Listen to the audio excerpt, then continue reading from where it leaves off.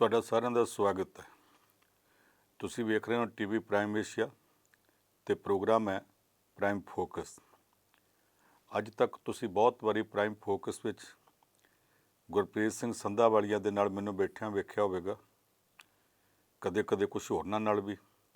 ਬਹੁਤੀ ਵਾਰੀ ਤੁਸੀਂ ਗੁਰਪ੍ਰੀਤ ਸੰਧਾਵਾਲੀਆ ਤੇ ਪਰਮਵੀਰ ਬਾਠ ਨੂੰ ਬੈਠਿਆਂ ਦੇਖਿਆ ਹੋਵੇਗਾ। ਜੇ ਉਹ ਨਹੀਂ ਤੇ ਯੋਗਰਾਜ ਸਿੰਘ ਨਾਲ ਬੈਠਿਆਂ ਵੇਖਿਆ ਹੋਵੇਗਾ। ਪਰ ਅੱਜ ਪਹਿਲੀ ਵਾਰ ਹੈ ਕਿ ਇਸ ਪ੍ਰੋਗਰਾਮ ਦੇ ਵਿੱਚ ਮੈਂ ਇਕੱਲਾ ਤੁਹਾਡੇ ਰੂਬਰੂ ਹੋਣ ਲੱਗਾ। ਇਹਦਾ ਕੋਈ ਖਾਸ ਕਾਰਨ ਹੈ। ਮੈਂ ਤੁਹਾਡੇ ਨਾਲ ਕੁਝ ਗੱਲਾਂ ਕਰਨੀਆਂ ਚਾਹੁੰਦਾ, ਆਪਣਿਆਂ ਨਾਲ ਗੱਲਾਂ ਕਰਨੀਆਂ ਚਾਹੁੰਦਾ, ਪੰਜਾਬ ਵਿੱਚ ਵਸਦੇ ਪੰਜਾਬੀਆਂ ਨਾਲ ਗੱਲਾਂ ਕਰਨੀਆਂ ਚਾਹੁੰਦਾ, ਪੰਜਾਬ ਤੋਂ ਬਾਹਰ ਭਾਰਤ ਵਿੱਚ ਤੇ ਦੁਨੀਆ ਭਰ 'ਚ ਬੈਠੇ ਪੰਜਾਬੀਆਂ ਨਾਲ ਗੱਲਾਂ ਕਰਨੀਆਂ ਚਾਹੁੰਦਾ। ਅਤੇ ਕੱਲ੍ਹ ਮੈਨੂੰ ਚੰਡੀਗੜ੍ਹ ਦੇ ਵਿੱਚ ਪੰਜਾਬ ਯੂਨੀਵਰਸਿਟੀ ਦੇ ਕੁਝ ਲੋਕ ਮਿਲੇ ਸਨ, ਜਿਹੜੇ ਪੰਜਾਬ ਦੇ ਨਹੀਂ, ਪੰਜਾਬ ਤੋਂ ਬਾਹਰਲੇ ਨੇ, ਪੰਜਾਬੀ ਵੀ ਨਹੀਂ, ਉਹ ਵੀ ਲੋਕ ਕੁਝ ਸੁਣਦੇ ਨੇ। ਮੈਂ ਉਹਨਾਂ ਨਾਲ ਵੀ ਗੱਲਾਂ ਕਰਨੀਆਂ ਚਾਹੁੰਦਾ। ਪੰਜਾਬ ਵਿੱਚ ਇਸ ਵੇਲੇ ਇੱਕ ਤਜਰਬਾ ਹੋ ਰਿਹਾ। ਤਜਰਬੇ ਬੜੇ ਹੋਏ ਨੇ। ਕੁਝ ਤਜਰਬੇ ਕਾਮਯਾਬ ਵੀ ਹੁੰਦੇ ਨੇ, ਕਈ ਵਾਰੀ ਤਜਰਬੇ ਕਰਦਿਆਂ ਕਰਦਿਆਂ ਕੁਝ ਅੜਚਣਾਂ ਵੀ ਆਉਂਦੀਆਂ। ਤੁਸੀਂ, ਅਸੀਂ ਸਾਰੇ ਲੋਕ ਇੱਕ ਨਵੇਂ ਤਜਰਬੇ ਦੇ ਗਵਾਹ ਬਣ ਰਹੇ ਹਾਂ। ਅਸੀਂ ਬਹੁਤ ਸਾਰੇ ਤਜਰਬੇ, ਅਸੀਂ ਬਹੁਤ ਸਾਰੇ ਦਾਅਵੇ, ਬਹੁਤ ਸਾਰੇ ਵਾਅਦੇ ਹੁੰਦੇ ਵੇਖੇ ਹੋਏ ਨੇ। ਸਾਨੂੰ ਇਹ ਪਤਾ ਹੈ ਕਿ ਦੇਸ਼ ਦੀ ਇੱਕ ਪ੍ਰਧਾਨ ਮੰਤਰੀ ਇੰਦਰਾ ਗਾਂਧੀ ਹੁੰਦੀ ਸੀ, ਜਿਹਨੇ 1970-71 ਵਿੱਚ ਨਾਅਰਾ ਲਾਇਆ ਸੀ ਗਰੀਬੀ ਹਟਾਓ ਦਾ। ਗਰੀਬੀ ਤਾਂ ਅੱਜ ਤੱਕ ਨਹੀਂ ਹਟੀ। ਉਸੇ ਤਰ੍ਹਾਂ ਸਾਨੂੰ ਇਹ ਚੇਤਾ ਹੈ 1997 ਵਿੱਚ ਸਾਡੇ ਪੰਜਾਬ ਦੇ ਇੱਕ ਆਗੂ ਨੇ ਇਹ ਕਹਿ ਕੇ ਲੋਕਾਂ ਤੋਂ ਵੋਟਾਂ ਲਈਆਂ ਸਨ ਕਿ ਮੈਂ ਜੇ ਜਿੱਤ ਗਿਆ ਤੇ ਪੰਜਾਬ ਵਿੱਚ ਫਲਾਣੇ ਕੰਮ ਕਰੂੰਗਾ। ਉਹਨਾਂ ਕੰਮਾਂ ਵਿੱਚ ਇੱਕ ਕੰਮ ਇਹ ਵੀ ਸੀ ਕਿ ਹਰ ਸਾਲ ਪੰਜਾਬ ਦੇ ਵਿੱਚ ਇੱਕ ਇਮਾਨਦਾਰ ਅਫਸਰ ਚੁਣ ਕੇ ਉਹਨੂੰ ਮਹਾਰਾਜਾ ਰਣਜੀਤ ਸਿੰਘ ਅਵਾਰਡ ਦਿੱਤਾ ਜਾਊਗਾ। ਉਹਦੇ ਤੋਂ ਬਾਅਦ ਉਹਨੇ 15 ਸਾਲ ਰਾਜ ਕੀਤਾ, ਪਰ ਇੱਕ ਵੀ ਅਫਸਰ ਨੂੰ ਇਹ ਅਵਾਰਡ ਨਹੀਂ ਦਿੱਤਾ, ਕਿਉਂਕਿ ਜਿਹੜੇ ਇਮਾਨਦਾਰ ਸਨ ਉਹ ਖੁੱਡੇ ਲੱਗੇ ਸਨ, ਜਿਹੜੇ ਨਾਲ ਸਨ ਉਹ ਇਮਾਨਦਾਰ ਨਹੀਂ ਸਨ। ਉਹਨਾਂ ਨੂੰ ਅਵਾਰਡ ਦਿੱਤਾ ਜਾਂਦਾ, ਲੋਕਾਂ ਹੱਸਣਾ ਸੀ। ਅਤੇ ਜੇ ਖੂੰਜੇ ਬਿਠਾਏ ਨੂੰ ਅਵਾਰਡ ਦਿੱਤਾ ਜਾਂਦਾ ਤਾਂ ਲੋਕਾਂ ਕਹਿਣਾ ਸੀ ਫਿਰ ਇਹਨੂੰ ਖੂੰਜੇ ਕਿਉਂ ਬਿਠਾਇਆ, ਇਹਨੂੰ ਕੰਮ ਕਿਉਂ ਨਹੀਂ ਦਿੰਦੇ, ਉਹ ਤੁਹਾਡੇ ਨਾਲ ਤੁਰੇ ਫਿਰਦੇ ਕਾਹਦੇ ਲਈ। ਉਹਦੇ ਬਾਅਦ ਇੱਕ ਹੋਰ ਸਾਨੂੰ ਹਾਕਮ ਮਿਲਿਆ ਜਿਹਨੇ 9.5 ਸਾਲ ਰਾਜ ਕੀਤਾ। ਬੜੇ ਵਾਅਦੇ ਕੀਤੇ ਉਹਨੇ ਵੀ। ਉਹਨੇ ਆਖਿਆ ਸੀ ਗੁਰਬਾਣੀ ਦਾ ਗੁਟਕਾ ਮੱਥੇ ਨੂੰ ਲਾ ਕੇ ਮੈਂ ਪੰਜਾਬ ਵਿੱਚ ਨਸ਼ਿਆਂ ਦਾ ਧੰਦਾ ਬੰਦ ਕਰਾ ਦਿਆਂਗਾ। ਕੁਝ ਹੋਰ ਗੱਲਾਂ ਕੀਤੀਆਂ ਸਨ, ਕੁਛ ਨਹੀਂ ਹੋਇਆ। ਹੁਣ ਇੱਕ ਨਵੀਂ ਸਰਕਾਰ ਆਈ ਹੈ, ਇਹਨੇ ਕੁਝ ਵਾਅਦੇ ਕੀਤੇ ਆ, ਅਸੀਂ ਵਾਅਦਿਆਂ ਦਾ ਅਮਲ ਉਡੀਕਦੇ ਪਏ ਹਾਂ। ਅਸੀਂ ਪਿਛਲਿਆਂ ਸਾਰਿਆਂ ਦੇ ਮੁੜ ਕੇ ਵਾਅਦਿਆਂ ਦੇ ਉੱਤੇ ਚੇਤਾ ਵੀ ਕਰਾਉਂਦੇ ਰਹੇ, ਉਡੀਕਦੇ ਵੀ ਰਹੇ, ਔਰ ਮੁੱਢ ਦੇ ਵਿੱਚ ਅਸੀਂ ਸਾਰੇ ਲੋਕਾਂ ਨੂੰ ਕਹਿੰਦੇ ਰਹੇ ਵਾਅਦਿਆਂ 'ਤੇ ਅਮਲ ਕਰਨ ਵਾਸਤੇ ਕੁਝ ਵਕਤ ਤਾਂ ਦਿਓ, ਕੁਝ ਵਕਤ ਤਾਂ ਦਿਓ, ਕੁਝ ਵਕਤ ਤਾਂ ਦਿਓ। 16 ਮਈ ਆ ਗਈ ਹੈ। ਜਿਹੜੇ ਨਵੇਂ ਮੁੱਖ ਮੰਤਰੀ ਭਗਵੰਤ ਮਾਨ ਨੇ 16 ਮਾਰਚ ਨੂੰ ਸਹੁੰ ਚੁੱਕੀ ਸੀ, ਉਹਦੇ ਰਾਜ ਦੇ 60 ਦਿਨ ਲੰਘ ਗਏ, 61ਵਾਂ ਆ ਗਿਆ। ਇੱਥੇ ਪੰਜਾਬ ਵਿੱਚ ਪਿਛਲੇ 75 ਸਾਲਾਂ ਵਿੱਚ ਜਿਨ੍ਹਾਂ ਨੇ ਰਾਜ ਕੀਤਾ ਉਹ ਹਰ ਗੱਲ 'ਤੇ ਕਹਿੰਦੇ ਅਸੀਂ ਜਾਂਦੇ ਸਾਰਾ ਕੰਮ ਕਰ ਦਿਆਂਗੇ, ਹੁਣ ਤੱਕ ਕੀਤਾ ਕਿਉਂ ਨਹੀਂ? ਬਈ ਤੁਸਾਂ ਵੀ ਤਾਂ ਆਖਿਆ ਸੀ, ਨਹੀਂ ਹੋਇਆ। ਤੁਸੀਂ 75 ਸਾਲ ਵਾਰੀ ਰਾਜ ਕਰ ਲਿਆ, ਇਹਨੂੰ 75 ਦਿਨ ਹੀ ਦੇ ਛੱਡਦੇ। ਮੈਂ ਸਮਝਦਾ ਕਿ ਇਸ ਮਾਮਲੇ 'ਚ ਜੋ ਕਰਨਾ ਉਹ ਵਿਰੋਧੀ ਪਾਰਟੀਆਂ ਨੇ ਨਹੀਂ ਕਰਨਾ, ਉਹ ਸਿਆਸੀ ਪਾਰਟੀਆਂ ਨੇ ਨਹੀਂ ਕਰਨਾ, ਨਾ ਉਹਦੀ ਆਪਣੀ ਪਾਰਟੀ ਨੇ ਕਰਨਾ। ਉਸ ਲੀਡਰ ਨੇ ਕਰਨਾ, ਕਰਕੇ ਵਿਖਾਉਣਾ। ਜੇ ਵਿਖਾ ਗਿਆ ਠੀਕ ਹੈ, ਨਹੀਂ ਤਾਂ ਉਹਦੇ ਬਾਰੇ ਫੈਸਲਾ ਪੰਜਾਬ ਦੇ ਲੋਕਾਂ ਨੇ ਕਰਨਾ। ਅਤੇ ਪੰਜਾਬ ਦੇ ਲੋਕ ਕਿਸੇ ਨੂੰ ਗਲ ਵਿੱਚ ਸਿਹਰੇ ਪਾ ਕੇ ਮਾਣ ਬਖਸ਼ਣਾ ਵੀ ਜਾਣਦੇ ਨੇ। ਜੇ ਨਾਰਾਜ਼ ਹੋ ਜਾਣ ਅਤੇ ਉਦੋਂ ਕੀ ਕਰਦੇ ਉਹ ਵੀ ਸਭ ਨੂੰ ਪਤਾ। ਇਹ ਅਸੀਂ ਲੋਕਾਂ 'ਤੇ ਛੱਡ ਦਈਏ। ਮੈਂ ਉਹਦੇ ਬਜਾਏ ਕੁਝ ਹੋਰ ਗੱਲਾਂ ਕਰਨੀਆਂ ਚਾਹੁੰਦਾ। ਜਦੋਂ ਮੈਂ ਪ੍ਰੋਗਰਾਮ ਸ਼ੁਰੂ ਕਰਨ ਲੱਗਾ ਸਾਂ, ਮੇਰੇ ਕੋਲ ਇੱਕ ਸੁਨੇਹਾ ਆਇਆ, ਤੁਸੀਂ ਘੱਟੋ ਘੱਟ ਕਾਂਗਰਸ ਪਾਰਟੀ ਦੀ ਗੱਲ ਜ਼ਰੂਰ ਕਰਿਓ ਕਿ ਉਹ ਚਿੰਤਨ ਸ਼ਿਵਰ ਵਿੱਚ ਬੈਠੇ ਹੋਏ ਨੇ ਅਤੇ ਉੱਥੇ ਕੀ ਕਰਦੇ ਪਏ। ਅਤੇ ਮੈਂ ਹੱਸ ਪਿਆ। ਮੈਂ ਆਖਿਆ ਵੀ ਕੱਲ ਗਏ ਆ ਕਿ ਉਹਨਾਂ ਦੀ ਗੱਲ ਮੈਂ ਕੀ ਕਰੂੰਗਾ। ਉਰਦੂ ਭਾਸ਼ਾ ਦੀ ਮਾੜੀ ਹਾਲਤ ਬਾਰੇ ਸ਼ਾਇਰ ਮੁਨੱਵਰ ਰਾਣਾ ਨੇ ਆਖਿਆ ਸੀ, ਸਾਰਾ ਕੁਝ ਦੱਸ ਕੇ ਕਿ ਉਰਦੂ ਹਾਲਤ ਕੀ ਹੈ, ਅਖੀਰ 'ਤੇ ਆਖਿਆ ये पगली अभी भी खुद को शहजादी समझती है। कांग्रेस पार्टी जिहदा सारे भारत विच राज हुंदा सी, सुंगड़ के 2 सूबियां तक आ गई तो चिंता इस गल दी है कि 2 सूबे भी कोल रहणगे कि नहीं। वो अजे भी अपने आप नूं शहजादी समझदी है, अपने आप नूं अजे भी राज भाग दी मालिक समझदी है, दूसरिਆਂ ਨੂੰ दबके मारदी है। पर एक इहो ਜਿਹੇ ਮੁੰਡੇ ਨੂੰ ਇਸ ਤਰ੍ਹਾਂ ਦੁਲਾਰਦੀ ਪਈ ਹੈ ਜਿਵੇਂ ਉਹਨੂੰ ਰਾਜਾ ਬਣਾਉਣਾ ਹੋਵੇ। ਪਰ ਜੇ ਇੰਨੇ ਜੋਗਾ ਨਹੀਂ ਤੇ ਬਦੋ ਬਦੀ ਕੌਣ ਉਹਨੂੰ ਬਣਾ ਦੇਗਾ, ਇਹ ਉਸ ਪਾਰਟੀ ਦਾ ਮਾਮਲਾ, ਮੈਂ ਉਹਦੇ 'ਤੇ ਗੱਲ ਨਹੀਂ ਕਰਨੀ, ਇਹਨੂੰ ਛੱਡ ਦਈਏ। ਅਸੀਂ ਉਹਦੀ ਥਾਂ ਦੇ ਉੱਤੇ ਕੁਝ ਹਕੀਕੀ ਗੱਲਾਂ ਕਰੀਏ। ਅਸੀਂ ਇਹ ਵੇਖੀਏ ਕਿ ਦੁਨੀਆ ਚੱਲੀ ਕਿੱਥੋਂ ਸੀ।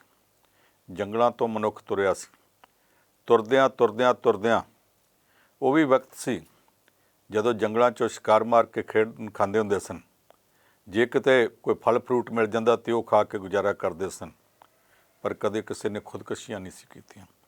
ਉਹ ਵੀ ਦਿਨ ਸੀ ਜਦੋਂ ਫਿਰ ਫਸਲਾਂ ਬੀਜਣੀਆਂ ਸ਼ੁਰੂ ਕੀਤੀਆਂ, ਜਾਨਵਰ ਪਾਲਣੇ ਸ਼ੁਰੂ ਕੀਤੇ, ਉਹਨਾਂ ਦਾ ਦੁੱਧ ਵੀ ਲੈਂਦੇ ਸਨ, ਉਹਨਾਂ ਦੇ ਬੱਚੇ ਵੀ ਵੇਚਦੇ ਸਨ, ਔਰ ਕੁਝ ਜਾਨਵਰ ਜਿਹੜੇ ਉਹ ਮੀਟ ਵੇਚਣ ਵਾਸਤੇ ਵੀ ਰੱਖੇ ਜਾਂਦੇ ਸਨ, ਪਾਲੇ ਜਾਂਦੇ ਸਨ।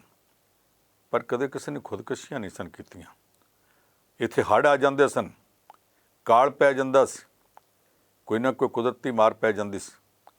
ਭੁੱਖੇ ਤੇ ਆਏ ਰਹਿ ਕੇ ਵੀ ਅਗਲੇ ਦਿਨ ਸਵੇਰੇ ਉੱਠ ਕੇ ਪੰਜਾਬ ਦਾ ਕਿਸਾਨ ਫਿਰ ਖੇਤਾਂ ਨੂੰ ਤੁਰ ਪੈਂਦਾ ਸੀ, ਪਰਿਵਾਰ ਨੂੰ ਨਾਲ ਲੈ ਕੇ ਜੁਟ ਜਾਂਦਾ ਸੀ। ਆਓ ਚੱਲੀਏ, ਜੋ ਹੋਣਾ ਸੀ ਹੋ ਗਿਆ, ਅੱਗੋਂ ਹੁਣ ਮਰ ਥੋੜ੍ਹਾ ਜਾਣਾ, ਆਓ ਹਿੰਮਤ ਕਰੋ, ਅੱਗੋਂ ਕੁਝ ਸਵਾਰ ਲਈਏ। ਪੰਜਾਬ ਦੇ ਲੋਕਾਂ ਨੂੰ ਕਈ ਵਾਰੀ ਬਾਹਰੋਂ ਆਏ ਲੁਟੇਰਿਆਂ ਨੇ ਲੁੱਟਿਆ।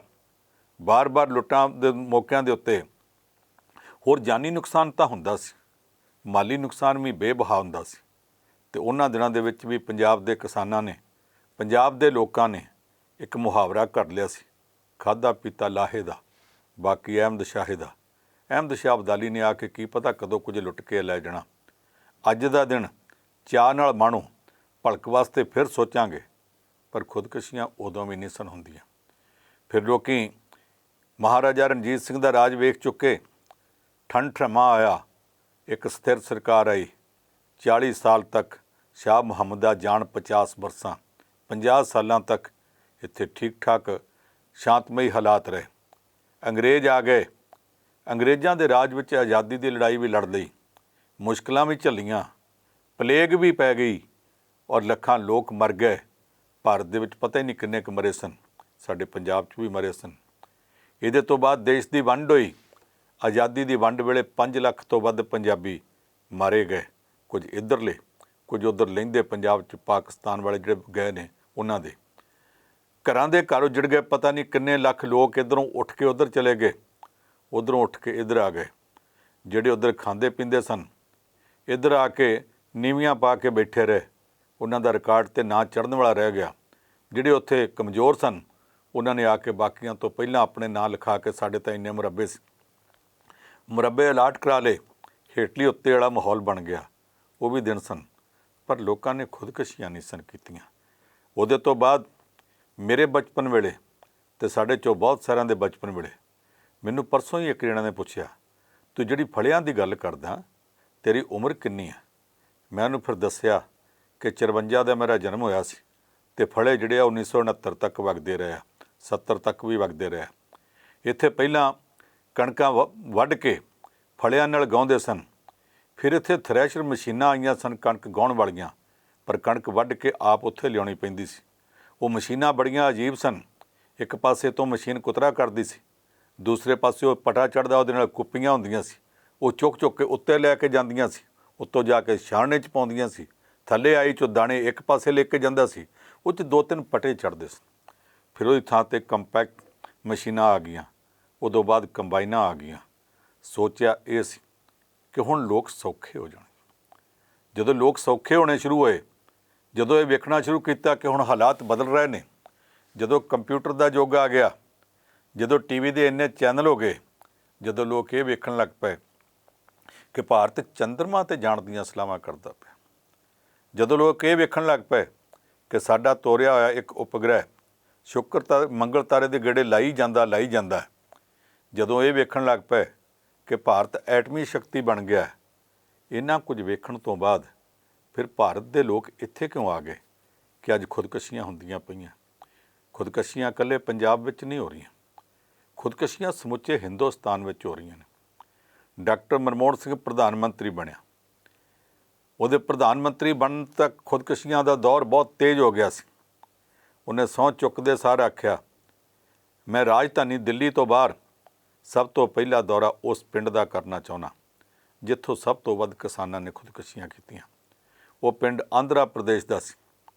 ਡਾਕਟਰ ਮਨਮੋਹਨ ਸਿੰਘ ਪ੍ਰਧਾਨ ਮੰਤਰੀ ਉੱਥੇ ਗਏ, ਇਲਾਕੇ ਦੇ ਕਿਸਾਨਾਂ ਦਾ ਬਹੁਤ ਵੱਡਾ ਇਕੱਠ ਕਰਕੇ ਆਖਿਆ, ਜਿਹੜੇ ਕਿਸਾਨ ਖੁਦਕੁਸ਼ੀਆਂ ਕਰ ਗਏ ਆ ਉਹਨਾਂ ਦੇ ਪਰਿਵਾਰਾਂ ਦੀ ਅਸੀਂ ਸੰਭਾਲ ਕਰਾਂਗੇ, ਅਸੀਂ ਤੁਹਾਡਾ ਸਾਥ ਦਿਆਂਗੇ, ਤੁਸੀਂ ਹਿੰਮਤ ਕਰੋ। ਨਾਲ ਦੱਸ ਦਿੱਤਾ ਕਿ ਇੰਨੇ ਇੰਨੇ ਪੈਸੇ ਅਸੀਂ ਦਿਆਂਗੇ ਕੇਂਦਰ ਵੱਲੋਂ।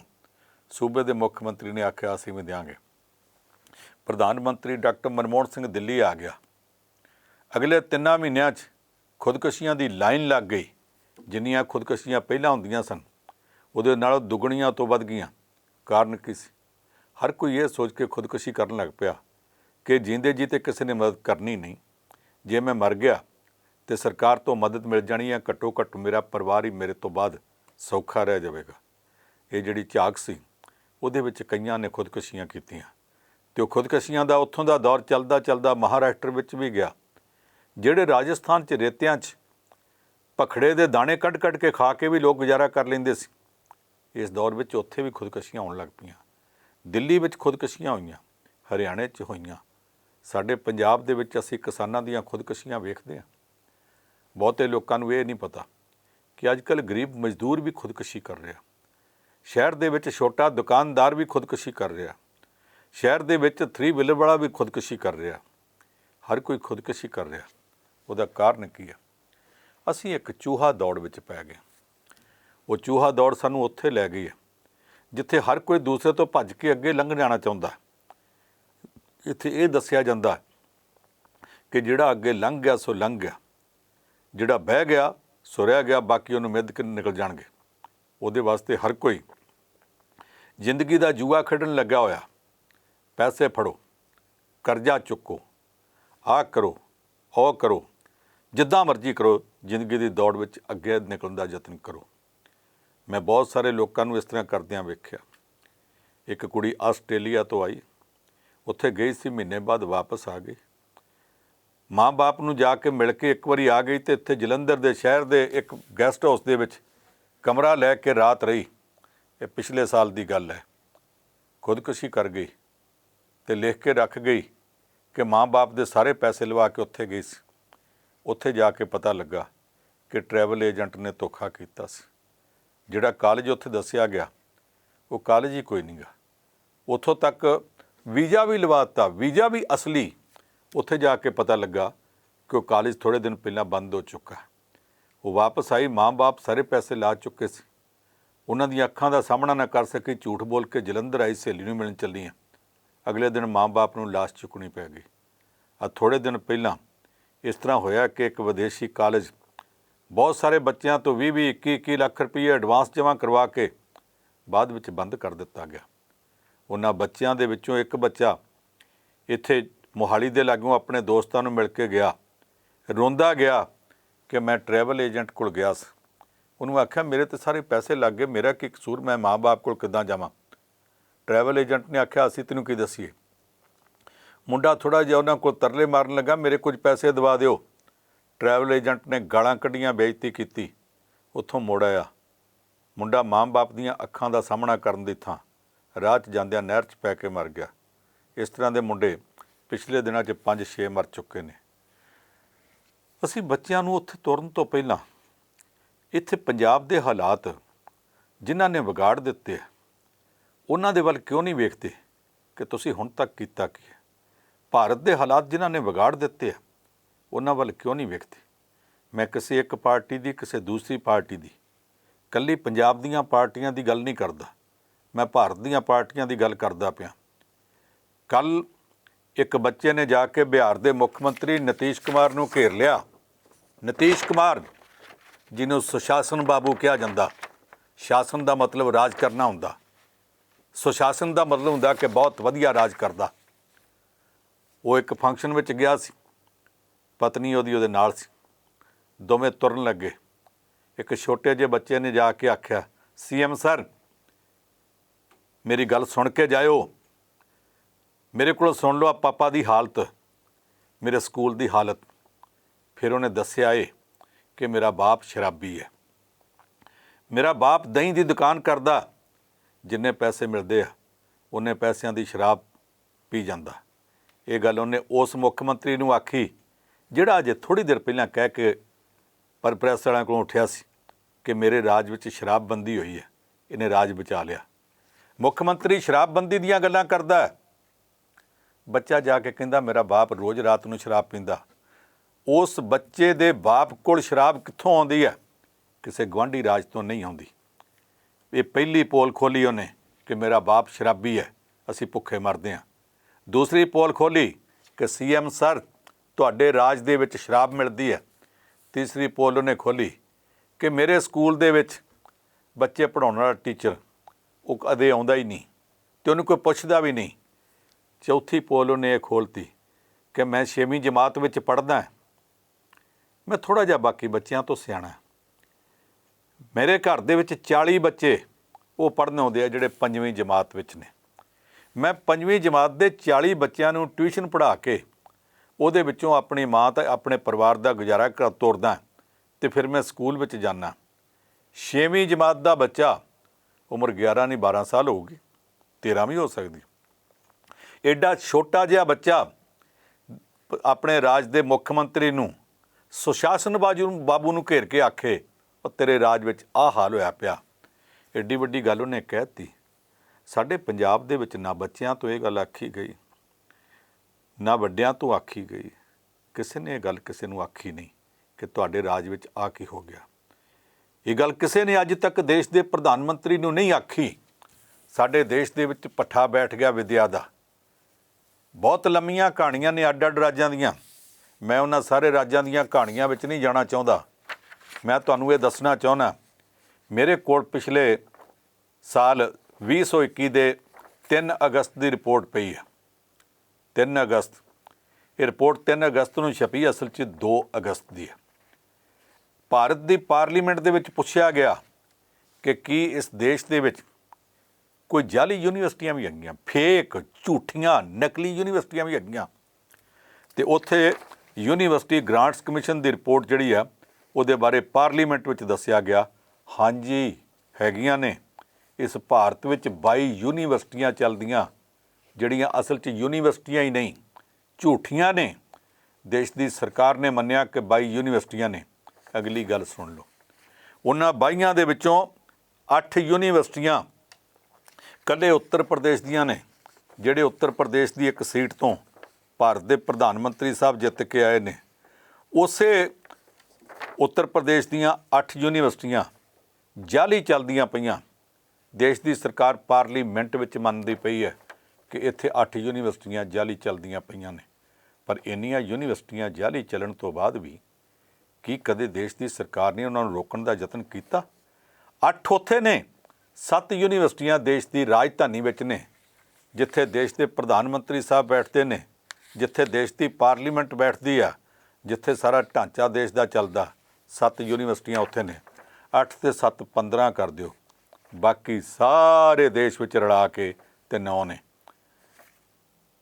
ਜੇ ਦੀਵੇ ਥੱਲੇ ਹਨੇਰਾ ਹੋਵੇ, ਜੇ ਦੇਸ਼ ਦੀ ਸਰਕਾਰ ਦੇ, ਦੇਸ਼ ਦੀ ਪਾਰਲੀਮੈਂਟ ਦੇ ਪਰਛਾਵੇਂ ਥੱਲੇ ਉਹਦੀ ਕੰਧ ਦੇ ਲਾਗੇ 24 ਜਾਲੀ ਯੂਨੀਵਰਸਿਟੀਆਂ ਚੱਲਦੀਆਂ ਹੋਣ ਤੇ ਫਿਰ ਬਾਕੀ ਸਾਰਿਆਂ ਨੂੰ ਅਸੀਂ ਕੀ ਕਹਿ ਸਕਦੇ ਹਾਂ?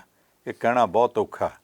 ਮੈਂ ਇਹ ਗੱਲ ਇਸ ਕਰਕੇ ਕਹੀ ਹੈ ਕਿ ਸਾਡੇ ਇੱਥੇ ਹਾਲਤ ਇਸ ਤਰ੍ਹਾਂ ਦੀ ਬਣ ਗਈ ਹੈ ਕਿ ਸਾਡੇ ਪੰਜਾਬ ਦੇ ਵਿੱਚ ਵੀ ਵਿੱਦਿਆ ਦਾ ਭੱਠਾ ਬੈਠ ਰਿਹਾ। ਮੈਂ ਪਿਛਲੀਆਂ ਦਿਨਾਂ 'ਚ ਪੰਜਾਬ ਦਾ ਵਿੱਦਿਅਕ ਢਾਂਚਾ ਪੜ੍ਹਿਆ। ਅੰਗਰੇਜ਼ਾਂ ਦੇ ਆਉਣ ਤੋਂ ਪਹਿਲਾਂ ਵੀ ਇੱਥੇ ਵਿੱਦਿਆ ਸੀ।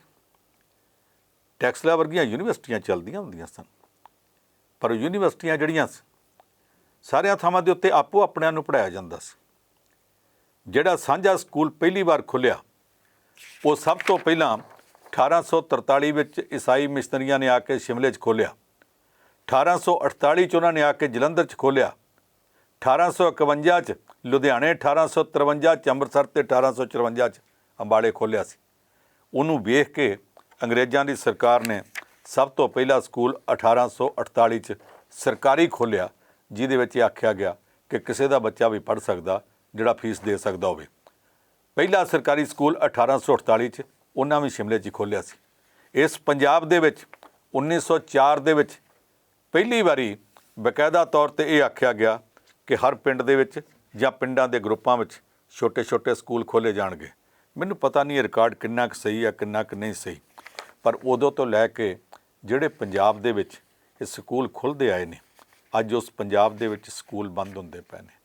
ਇਸ ਪੰਜਾਬ ਦੇ ਸਕੂਲ ਬੰਦ ਹੁੰਦੇ ਪਏ ਨੇ ਔਰ ਉਹਨਾਂ ਬੰਦ ਹੁੰਦੇ ਸਕੂਲਾਂ ਨੂੰ ਚੱਲਦੇ ਰੱਖਣ ਵਾਸਤੇ ਪਿਛਲੇ ਸਾਲਾਂ 'ਚ ਕੋਈ ਉਪਰਾਲੇ ਨਹੀਂ ਕੀਤੇ ਗਏ। ਪਹਿਲਾਂ ਪ੍ਰਾਇਮਰੀ ਸਕੂਲਾਂ 'ਚ 3 ਜਾਂ 4 ਟੀਚਰ ਹੁੰਦੇ ਸਨ, 2 ਤੋਂ ਘੱਟ ਤਾਂ ਕਿਤੇ ਨਹੀਂ ਸੀ ਹੁੰਦੇ। ਫਿਰ ਘਟਣ ਲੱਗ ਪਏ, 1 ਹੋ ਗਿਆ। ਬਾਅਦ ਵਿੱਚ ਅਸੀਂ ਇਹ ਵੀ ਵੇਖਿਆ ਕਿ 2-2 ਸਕੂਲਾਂ 'ਚ 1 ਟੀਚਰ ਆ। ਉਹ 3 ਦਿਨ ਸਕੂਲ ਇੱਕ 'ਚ ਜਾਂਦਾ ਅਤੇ 3 ਦਿਨ ਇੱਕ 'ਚ। ਅਸਲ ਵਿੱਚ ਉਹ ਦੋਵਾਂ ਦੇ ਵਿੱਚ ਹੀ ਇੱਕ ਦਿਨ ਗੇੜਾ ਮਾਰਦਾ, ਹਾਜ਼ਰੀਆਂ ਲਾਉਂਦਾ। ਸਾਡੇ ਪੰਜਾਬ ਦੇ ਬੱਚੇ ਕਿੰਨੇ ਹੋਣਹਾਰ ਨੇ ਕਿ ਟੀਚਰਾਂ ਤੋਂ ਬਗੈਰ ਆਪੇ ਹੀ ਸਕੂਲ ਚਲ ਜਾਂਦੇ ਆ, ਆਪੇ ਹੀ ਉਹ ਪੜ੍ਹ ਲੈਂਦੇ ਆ, ਆਪੇ ਹੀ ਹਾਜ਼ਰੀਆਂ ਲਾ ਲੈਂਦੇ ਆ, ਆਪੇ ਹੀ ਪਾਸ ਹੋ ਜਾਂਦੇ ਆ। ਸਰਕਾਰ ਨੇ ਫੈਸਲਾ ਕਰਤਾ ਕਿ ਇੰਨੀਆਂ ਜਮਾਤਾਂ ਤੱਕ ਬੱਚਾ ਕੋਈ ਫੇਲ ਨਹੀਂ ਕਰਨਾ, ਪਾਸ ਕਰੀ ਜਾਇਓ। ਭਾਵੇਂ ਇੱਲ ਦਾ ਨਾਂ ਕੋਕੋ ਨਾ ਜਾਣਦਾ ਹੋਵੇ, ਭਾਵੇਂ ਆਪਣਾ ਨਾਂ ਨਾ ਲਿਖਣਾ ਜਾਣਦਾ ਹੋਵੇ, ਭਾਵੇਂ ਸਕੂਲ ਨਾ ਲਿਖਣਾ ਜਾਣਦਾ ਹੋਵੇ, ਪਰ ਉਹਨੂੰ ਤੁਸੀਂ ਪਾਸ ਕਰੀ ਜਾਇਓ। ਸਾਡੇ ਕੋਲ ਇੱਕ ਅਨਪੜ੍ਹਾਂ ਦੀ ਪੂਰੀ ਪੀੜ੍ਹੀ ਪੈਦਾ ਕਰਨ ਦਾ ਯਤਨ ਕੀਤਾ ਗਿਆ। ਅਸੀਂ ਪੰਜਾਬ ਦੇ ਲੋਕ ਚੁੱਪ ਕਰਕੇ ਬੈਠ ਰਹੇ। ਅੱਜ ਅਸੀਂ ਪੰਜਾਬ ਦੇ ਲੋਕ ਇਸ ਗੱਲ 'ਤੇ ਕਾਹਲੇ ਪੈਂਦੇ ਹਾਂ। ਆਖਿਆ ਅਸੀਂ ਆਉਂਦੇ ਸਾਰ ਕਰ ਦਿਆਂਗੇ, ਅਤੇ ਆਉਂਦੇ ਸਾਰ ਕਰਦੇ ਕਿਉਂ ਨਹੀਂ? ਮੈਂ ਸਮਝਦਾ ਜਿਨ੍ਹਾਂ ਨੇ ਵਾਅਦਾ ਕੀਤਾ ਉਹਨਾਂ ਨੂੰ ਕਰਨਾ ਚਾਹੀਦਾ। ਉਹ ਕਰਦੇ ਕਿ ਨਹੀਂ ਕਰਦੇ ਵੇਖਾਂਗੇ। ਅਜੇ ਕੁਝ ਦਿਨ ਸਮਾਂ ਵੀ ਦਿਆਂਗੇ। ਜੇ ਨਾ ਹੋਇਆ ਤਾਂ ਉਹਨਾਂ ਗੱਲਾਂ ਦੇ ਉੱਤੇ ਇਹਨਾਂ ਨੂੰ ਪੁੱਛਾਂਗੇ ਕਿ ਜੇ ਤੁਸੀਂ ਕਰਨ ਜੋਗੇ ਨਹੀਂ ਸੀ ਤੇ ਫਿਰ ਤੁਸੀਂ ਏਡੇ ਏਡੇ ਵੱਡੇ ਵਾਅਦੇ ਕਿਉਂ ਕੀਤੇ ਸੀ?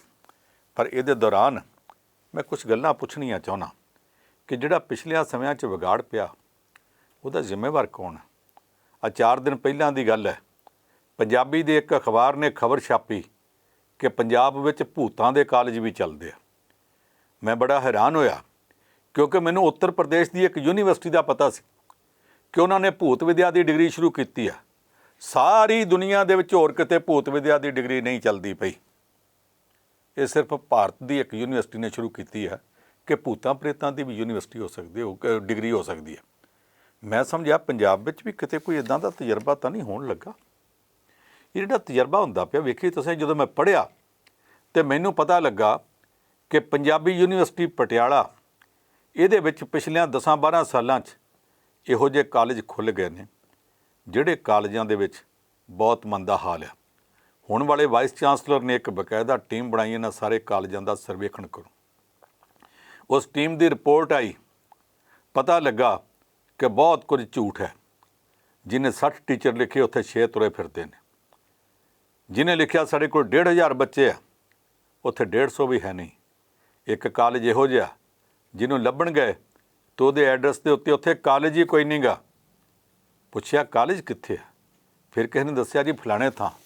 ਫੋੜ ਫਾੜ ਕੇ ਗਿਆ ਤੇ ਪਤਾ ਲੱਗਾ ਇੱਕ ਕਾਲਜ ਹੋਰ ਚੱਲਦਾ, ਉਹਦੇ ਇੱਕ ਕਮਰੇ ਦੇ ਵਿੱਚ ਇਹਦਾ ਵੀ ਫੱਟਾ ਲਾਇਆ ਕਿ ਵੀ ਕਾਲਜ ਚੱਲਦਾ। ਉਸੇ ਯੂਨੀਵਰਸਿਟੀ ਨਾਲ ਜੁੜਿਆ ਇੱਕ ਸਪੋਰਟਸ ਕਾਲਜ ਹੈ, ਉੱਥੇ ਬੱਚੇ ਕੋਈ ਨਹੀਂ ਲੱਭ ਰਹੇ, ਮਾਲਕ ਬੈਠੇ ਨੇ। ਔਰ ਉਹਦੇ ਨਾਲ ਜਿਹੜਾ ਟਰੈਕ ਹੈ ਬੱਚਿਆਂ ਦੇ ਦੌੜਨ ਵਾਸਤੇ, ਖਿਡਾਰੀ ਪੈਦਾ ਕਰਨੇ ਆ, ਸਪੋਰਟਸ ਕਾਲਜ ਹੈ, ਜਿਹੜਾ ਟਰੈਕ ਹੈ ਉਹਦੇ ਵਿੱਚ ਝਾੜੀਆਂ ਉੱਗੀਆਂ ਨੇ। ਉਹਨਾਂ ਝਾੜੀਆਂ ਦੇ ਵਿੱਚ ਚੂਹੇ ਦੌੜਾਂ ਲਾਉਂਦੇ ਆ। ਇਨਸਾਨ ਦੇ ਬੱਚੇ ਉੱਥੇ ਕੋਈ ਨਹੀਂ।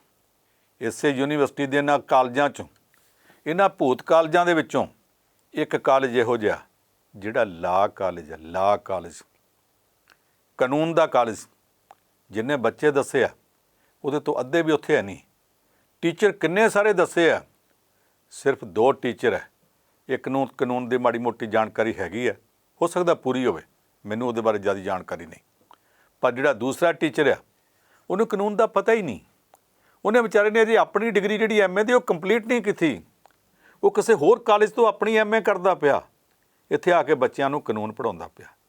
ਕਿੱਦਾਂ ਪੜ੍ਹਾ ਸਕਦਾ? ਇਹ ਬੜਾ ਅਜੀਬ ਸਵਾਲ ਹੈ।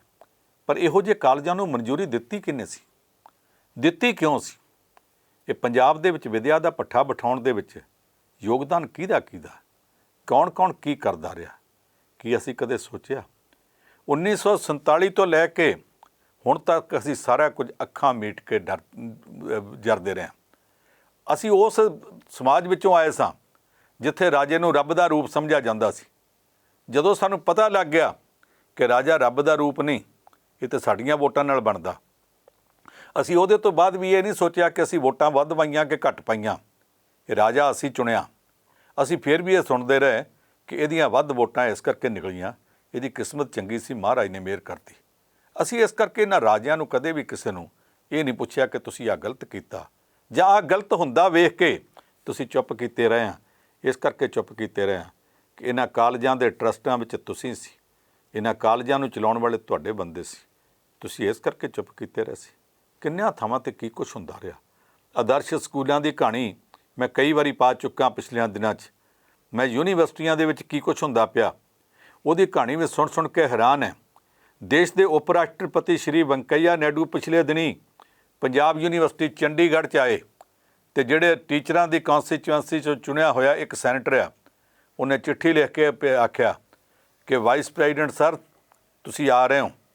ਇਸ ਯੂਨੀਵਰਸਿਟੀ ਦਾ ਚੰਡੀਗੜ੍ਹ ਵਾਲੀ ਦਾ ਨਾਂ ਬਹੁਤ ਉੱਚਾ ਸੀ, ਬਹੁਤ ਮਾਣ ਵਾਲੀ ਯੂਨੀਵਰਸਿਟੀ ਸੀ ਨਾਰਥ ਇੰਡੀਆ ਦੀ। ਇਸ ਵੇਲੇ ਦੇ ਵਿੱਚ ਕੁਝ ਸਕੈਂਡਲ ਉੱਭਰ ਰਹੇ। ਮੈਂ ਤੁਹਾਨੂੰ ਦੱਸਣਾ ਚਾਹੁੰਦਾ, ਫਿਰ ਵਾਈਸ ਪ੍ਰੈਜ਼ੀਡੈਂਟ ਨੇ, ਦੇਸ਼ ਦੇ ਉਪ ਰਾਸ਼ਟਰਪਤੀ ਨੇ ਯੂਨੀਵਰਸਿਟੀ ਦੇ ਵਾਈਸ ਚਾਂਸਲਰ ਨੂੰ ਆਖਿਆ ਕਿ ਤੁਸੀਂ ਇਹਨਾਂ ਗੱਲਾਂ ਦਾ ਜਵਾਬ ਦਿਓ।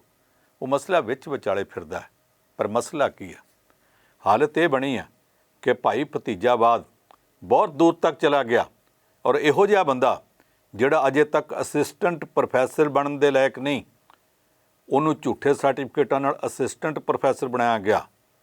ਫਿਰ ਦੂਜੀ ਤਰੱਕੀ ਦੇ ਕੇ ਉਹਨੂੰ ਖੜੇ ਪੈਰ ਪ੍ਰੋਫੈਸਰ ਬਣਾਇਆ ਗਿਆ ਅਤੇ ਉਹਦੇ ਤੋਂ ਬਾਅਦ ਉਹਨੂੰ ਇੱਕ ਕਾਲਜ ਦਾ ਪ੍ਰਿੰਸੀਪਲ ਲਾ ਦਿੱਤਾ ਗਿਆ।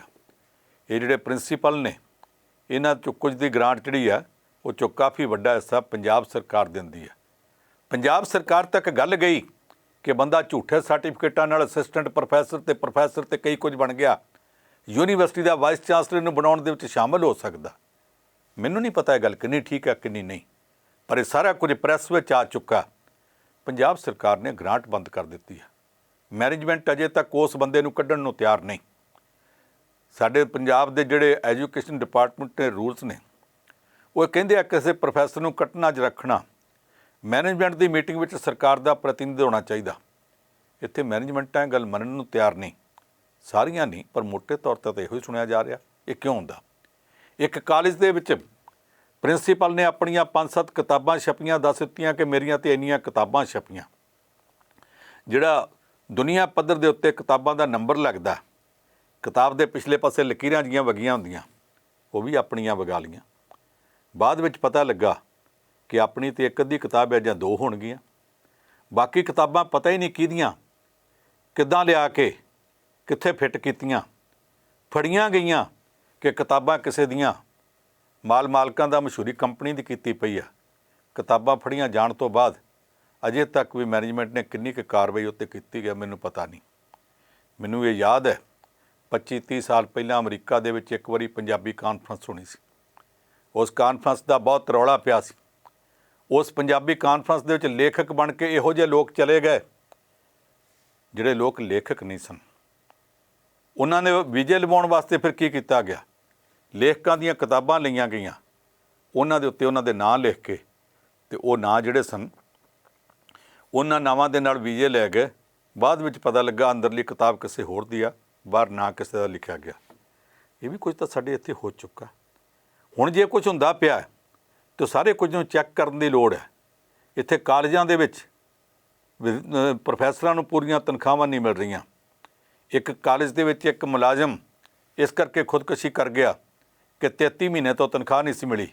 ਉਦੋਂ ਬਾਅਦ ਰੌਲਾ ਪਿਆ ਅਤੇ ਮੇਰੇ ਕੋਲ ਗੱਲ ਇਹ ਆਈ ਕਿ ਜਲੰਧਰ ਦੇ ਇੱਕ ਕਾਲਜ ਦੇ ਵਿੱਚ 39 ਮਹੀਨਿਆਂ ਤੋਂ, ਇੱਕ ਘੱਟ 40 ਮਹੀਨਿਆਂ ਤੋਂ, ਜਾਂ ਦੂਜੇ ਪਾਸਿਓਂ ਕਰ ਲਓ 12 ਤੇ 36 ਅਤੇ 3 ਉੱਤੇ ਪੈਂਦੇ 39, ਸਵਾ 3 ਸਾਲਾਂ ਤੋਂ ਜਿਨ੍ਹਾਂ ਨੂੰ ਤਨਖਾਹ ਨਹੀਂ ਮਿਲੀ, ਉਹ ਕੀ ਕਰਨਗੇ? ਔਰ ਕਿੰਨੇ ਕਾਲਜ ਆ ਪੰਜਾਬ ਦੇ ਜਿਨ੍ਹਾਂ 'ਚ ਅੱਧੀ ਜਾਂ ਪੌਣੀ ਤਨਖਾਹ ਦਿੱਤੀ ਜਾ ਰਹੀ ਹੈ। ਕੁਝ ਕਾਲਜ ਇਹੋ ਜਿਹੇ ਆ ਜਿੱਥੇ ਅੱਧੀ ਪੌਣੀ ਛੱਡੋ, ਚੌਥਾ ਹਿੱਸਾ ਮਸਾਂ ਤਨਖਾਹ ਦੇ ਕੇ ਪੂਰੀ ਦਾ ਕੰਮ ਕਰਾਇਆ ਜਾ ਰਿਹਾ।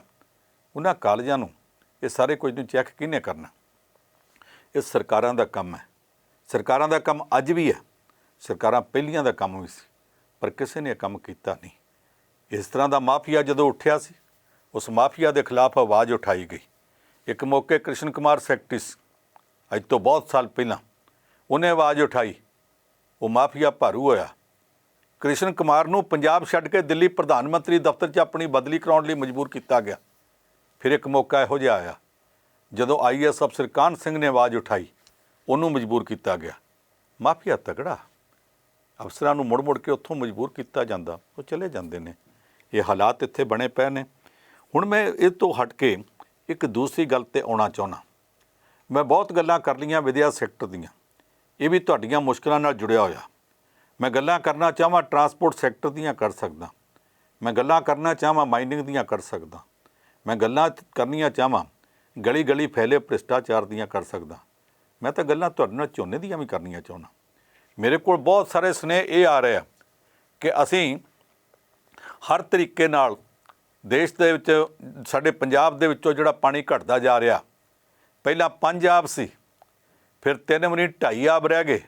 ਹੁਣ ਪੰਜਾਬ ਨੂੰ ਬੇਆਬ ਹੋਣ ਤੋਂ ਬਚਾਉਣ ਵਾਸਤੇ, ਬਿਨਾਂ ਪਾਣੀਓਂ ਮਰਦਾ ਵੇਖਣ ਤੋਂ ਬਚਣ ਵਾਸਤੇ, ਅਸੀਂ ਪਾਣੀ ਬਚਾਉਣ ਲਈ ਝੋਨਾ ਜਿਹੜਾ ਉਹਦੀ ਬਿਜਾਈ ਬਗੈਰ ਪਾਣੀ ਤੋਂ ਕਰਾਂਗੇ।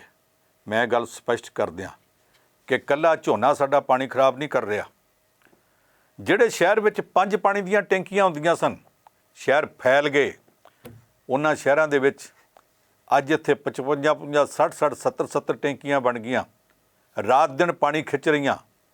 ਕਿਸਾਨ ਦੇ ਬੋਰ ਨਾਲ ਦੁੱਗਣੇ ਤਿਗਣੇ ਚੌਗਣੇ ਡੂੰਘੇ ਬੋਰ ਪੁੱਟ ਕੇ ਉਹਨਾਂ 'ਚੋਂ ਪਾਣੀ ਖਿੱਚਿਆ ਜਾ ਰਿਹਾ, ਧਰਤੀ ਦੇ ਡੋਕੇ ਖਿੱਚੇ ਜਾ ਰਿਹਾ, ਪਾਣੀ ਤੇ ਉਹ ਵੀ ਖਿੱਚ ਰਹੇ ਨੇ। ਇਹ ਸ਼ਹਿਰ ਫੈਲ ਰਹੇ ਨੇ।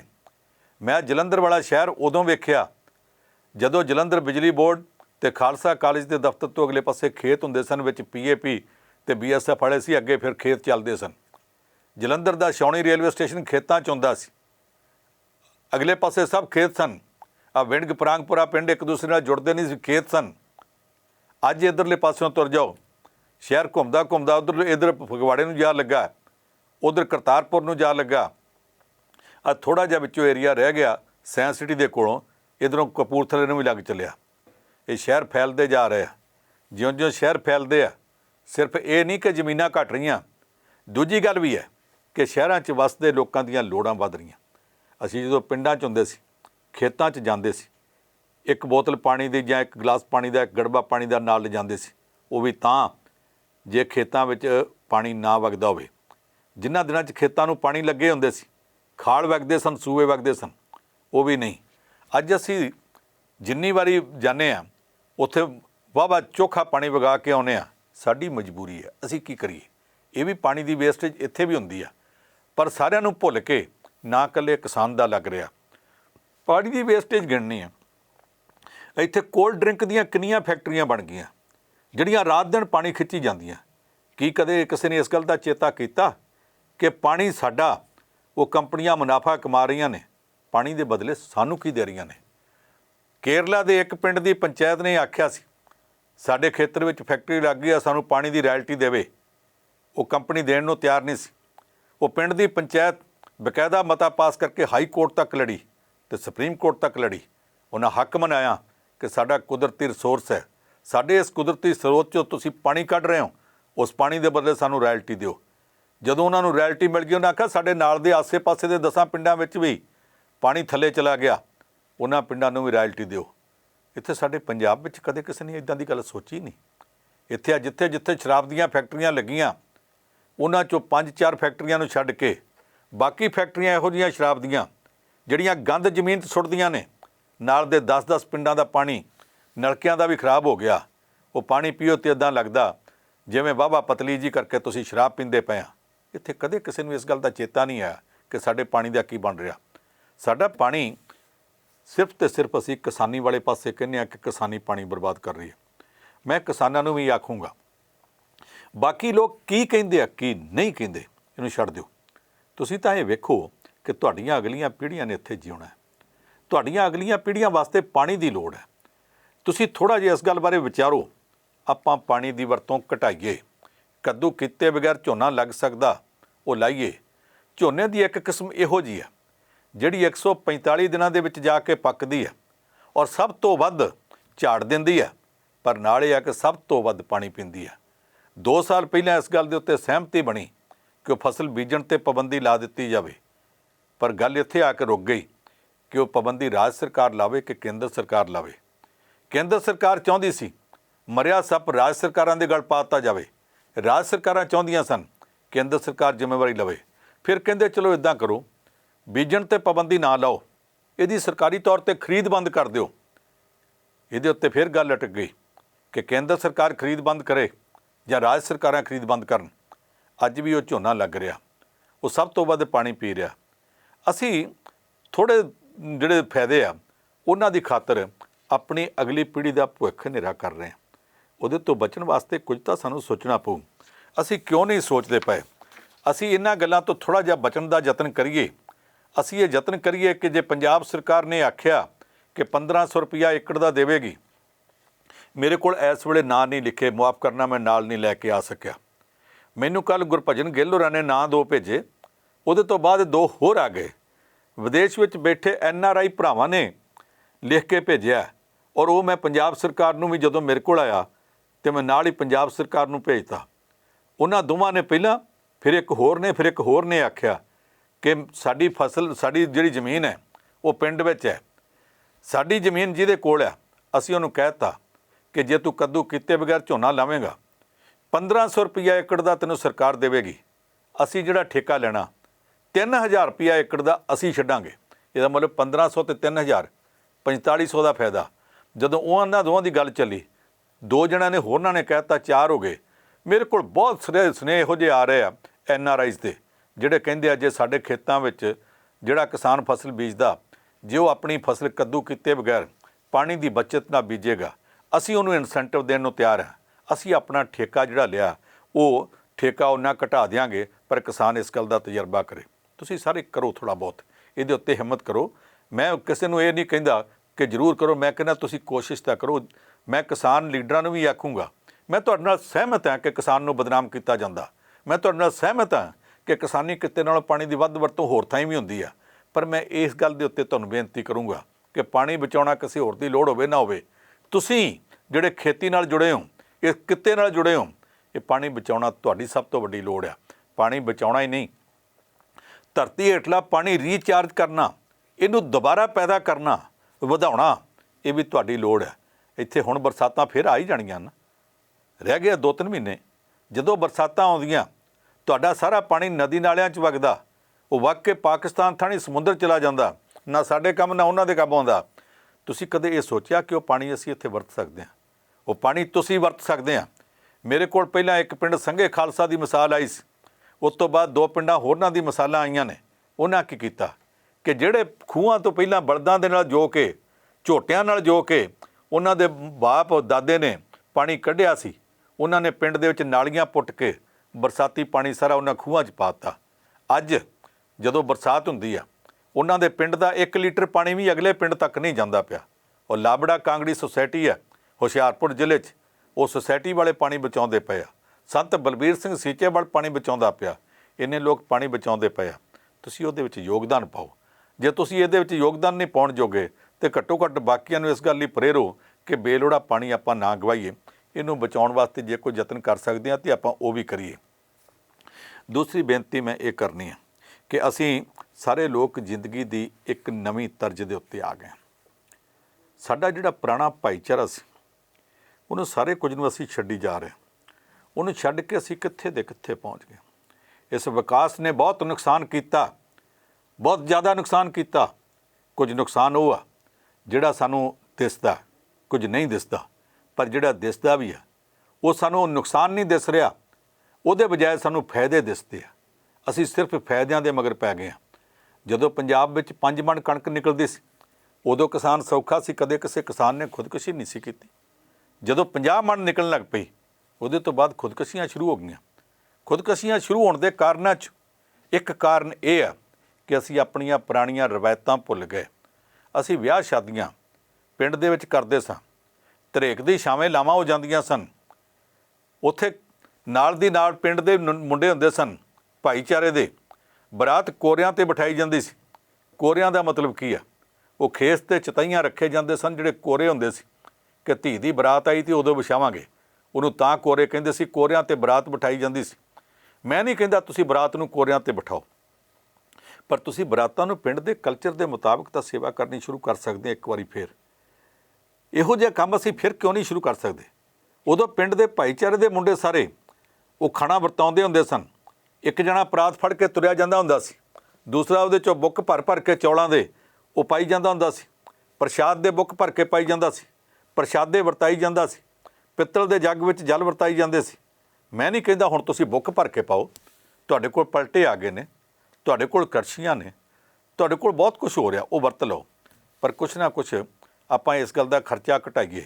ਜਿਹੜੀਆਂ ਰੋਜ਼ ਖਬਰਾਂ ਆਉਂਦੀਆਂ, ਫਲਾਣੇ ਨੇ ਇੰਨਾ ਦਾਜ ਦੇ ਦਿੱਤਾ ਅਤੇ ਫਲਾਣੇ ਨੇ ਦਿੱਤਾ ਨਹੀਂ, ਇਸ ਕਰਕੇ ਉਹਦੇ ਘਰ ਦੇ ਵਿੱਚ ਉਹ ਕੁੜੀ ਦਾ ਬਾਪ ਜਿਹੜਾ ਉਹ ਖੁਦਕੁਸ਼ੀ ਕਰ ਗਿਆ, ਕੁੜੀ ਉੱਥੇ ਕਰ ਗਈ। 15 ਦਿਨ ਪਹਿਲਾਂ ਦੀ ਗੱਲ ਆ, ਇੱਕ ਕੁੜੀ ਨੇ ਸਹੁਰੇ ਖੁਦਕੁਸ਼ੀ ਕੀਤੀ ਕਿਉਂਕਿ ਸੱਸ ਵੀ ਸਹੁਰਾ ਵੀ ਅਤੇ ਸਾਰੇ ਉਹਨੂੰ ਤੰਗ ਕਰਦੇ ਸਨ ਅਤੇ ਪਤੀ ਉਹਨਾਂ ਦੇ ਕਹਿਣ 'ਤੇ ਰੋਜ਼ ਉਹਨੂੰ ਕੁੱਟਦਾ ਸੀ। ਜਦੋਂ ਖਬਰ ਆਈ ਅਤੇ ਸੰਸਕਾਰ ਕਰਨ ਵਾਸਤੇ ਫਿਰ ਮਾਂ ਗਈ, ਭਰਾ ਗਿਆ, ਬਾਪ ਨਹੀਂ ਜਾ ਸਕਿਆ। ਇਸ ਕਰਕੇ ਨਹੀਂ, ਕੋਈ ਜਾਣਾ ਨਹੀਂ ਸੀ ਚਾਹੁੰਦਾ, ਇਸ ਕਰਕੇ ਕਿ ਜਦੋਂ ਧੀ ਦੇ ਮਰਨ ਦੀ ਖਬਰ ਆਈ, ਬਾਪ ਨੂੰ ਉਸੇ ਵੇਲੇ ਦਿਲ ਦਾ ਦੌਰਾ ਪੈ ਗਿਆ, ਉਹਨੂੰ ਹਸਪਤਾਲ ਲੈ ਗਏ। ਜਦੋਂ ਕੁੜੀ ਦੀ ਮਾਂ ਅਤੇ ਕੁੜੀ ਦਾ ਭਰਾ ਸੰਸਕਾਰ ਕਰਕੇ ਮੁੜੇ, ਆਉਂਦਿਆਂ ਨੂੰ ਬਾਪ ਚੜ੍ਹਾਈ ਕਰ ਗਿਆ ਧੀ ਦੇ ਦੁੱਖ ਵਿੱਚ। ਧੀ ਦਾ ਦੁੱਖ ਬਹੁਤ ਹੁੰਦਾ, ਉਸ ਬਾਪ ਨੇ ਇਹ ਦੁੱਖ ਮਨਾਇਆ ਅਤੇ ਉਹ ਤੁਰ ਗਿਆ।